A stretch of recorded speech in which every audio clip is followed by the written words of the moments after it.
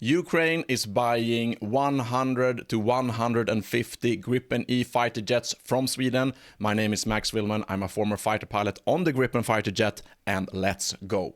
So we just received the great news that President Zelensky and Swedish Prime Minister Ulf Kristersson just signed a letter of intent, LOI, on Ukraine buying between 100 and 150 all-new Gripen E fighter jets. So we are not talking about the current model, the CD Gripen C and Gripen D, the version that I flew, but we are talking about brand new Gripen E models. Today we're going to talk about what that means for Ukraine and what kind of timelines we'll see. But first, let's just jump over to my English YouTube channel here. I also have a big Swedish channel, but here you can see, if you want to check it out, the Gripen E fighter jet production line, where they're building brand new Gripen E's, and these are going to Brazil, these are going to Sweden, Thailand has bought them, Colombia will probably sign a new deal just this week.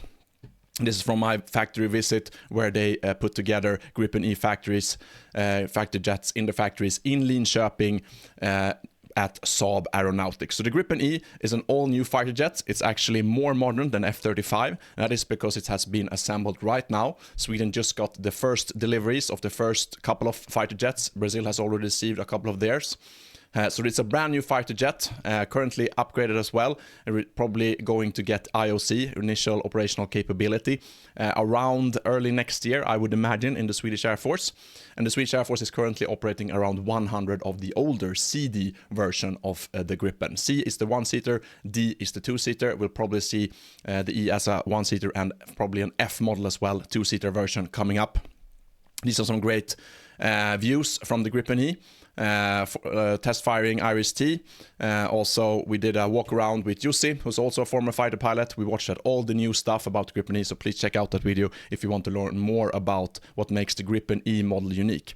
But in short, you can say that from the outset on, we did not go the stealthy route, as you can see. It's not a stealth aircraft per se. It's quite a small aircraft, so the radar cross-section, or RCS, is actually quite small still, but it's obviously not nearly as small as, for example, an F-35.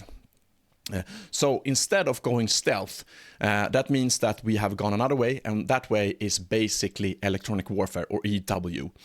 So if you take a look at the Gripen E fighter jet, we see that it has massive canards. Sorry, not canards, and the first pylons, if you have a good view of it here.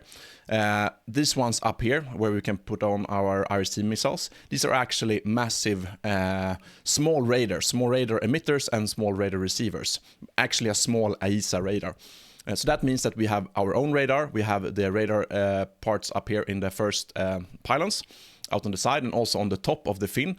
So that means that we can put up a lot of electronic warfare noise, direct DRF electronic warfare as well. So we can do obviously electronic protection, but also electronic attack without having to add a specific electronic warfare pod. And that makes the Gripen unique, and a reason why it's actually quite a good complement to fighting together with F-35s. Our neighbors in Finland, Norway, and also Denmark, they have all bought the F-35. So we can fly together with them, and then we can provide electronic attack, and they can provide the stealth capability. So it's actually a very good complement to each other. And here you see how massive this first pylon is, with radar antennas both in the front and in the rear. Obviously we have the fin as well, going backwards and forwards, and then the massive AESA radar in the front. Another thing that the Gripen E has is a missile approach warning, and not just 360, but also all around spherical. So even when you're maneuvering, you get missile approach warning, which increases survivability as well, of course. It can carry the Meteor missile, which is a very long-range air-to-air missile, and also Iris-T's, AMRAAMs, and so forth, all the Taurus cruise missiles and all that, of course, and regular GBU bombs, etc.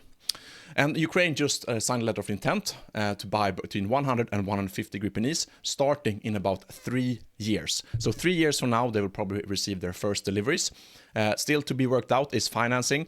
Obviously, Sweden is going to loan them money to buy them. And we're also, right now, as we speak, having a big European Union meeting in Brussels, where they are discussing, the European leaders, how to do with the frozen Russian assets. So there's billions of dollars and euros sitting in bank accounts frozen by the EU in European banks that could be used, given to Ukraine, and give Ukrainian money to buy actually these fighter jets, Gripens, and other fighter jets. What's also interesting is that this will take place in a couple of years, 3 years, where they're talking about that for the first deliveries. That obviously means that the Gripen E's will probably not be a determining factor on the current Russian invasion of Ukraine. Instead, what we'll probably see, which has not been officially confirmed yet, is we're going to see a transfer of the Gripen C and D model to Ukraine, probably as early as next year. That sort of gives the Ukrainians the possibility to train on the Gripen system. Even though the Gripen E looks very much alike to the Gripen C and D models, it's actually a completely new airplane. But it flies and handles almost the same as the Gripen C when it comes to characteristics in the air. What's new is the sensors, sensor fusion and all that, which obviously the tactical systems, mission systems. But the test pilots I've spoken to say that the Gripen E and the Gripen C handles very, very similarly. So by giving the Ukrainians Gripen C and D models already next year, which I think is not confirmed, but it's probably likely, that will mean that they can start training on the Gripen and they can ease into the Gripen E almost immediately. And some of you will sit there and think, what about the F-16s? What about the Mirage 2000s that they have already been given? Well, if you compare Gripen CD, so not the ones that they bought the E model, the older Gripen CD models are actually much more modern than the F-16s and the Mirage 2000s that the Ukrainians are operating. We have a much better HMI, or human machine integration interface, meaning you have much better situational awareness.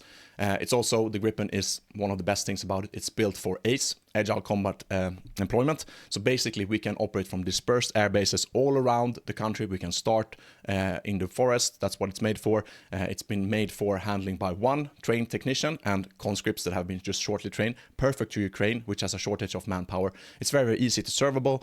It's very easy to get it up into the air quickly again.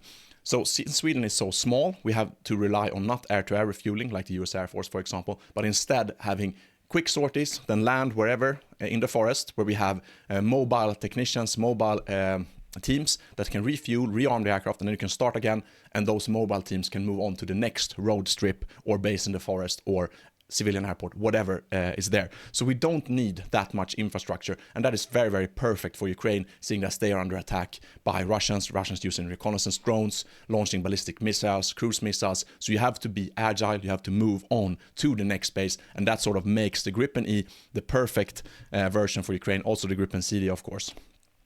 And Sweden is about to, we have just bought 60 Gripen E's.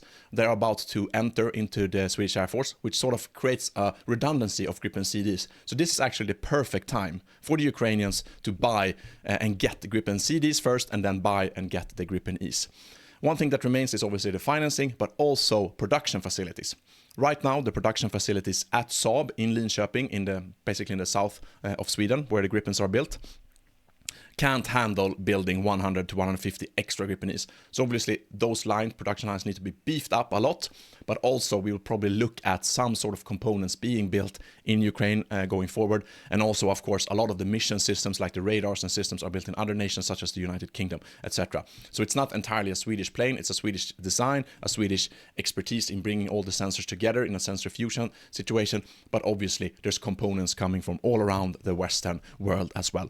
So very, very exciting times ahead, and as a former Gripen CD pilot, I think this is very, very exciting, and I'm hoping to hear more about this, and I will keep you posted on the next news. But obviously a massive step for Ukraine, a massive step for Sweden, and this is the perfect plane for Ukraine.